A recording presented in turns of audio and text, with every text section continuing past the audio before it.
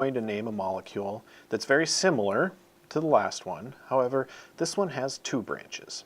We're going to start in exactly the same fashion. We're going to figure out what the longest carbon chain is. We're going to do that by numbering. And I like to start our first attempt numbering left to right. So I'm going to start on the left. 1, 2, 3, 4, 5, 6, 7. So this is also a 7 carbon chain. We see if we start numbering here 1, 2, 3, 4, or 1, 2, 3, 4, 5, 6.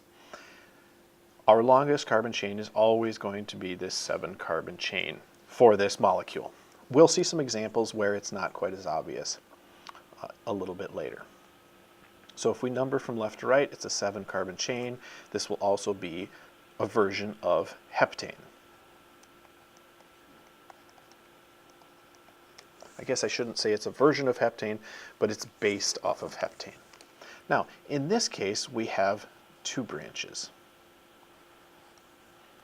Each of these branches are methyl groups because they're 1 carbon long.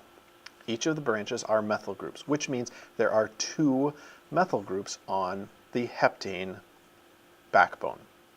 So this will be named as a dimethylheptane.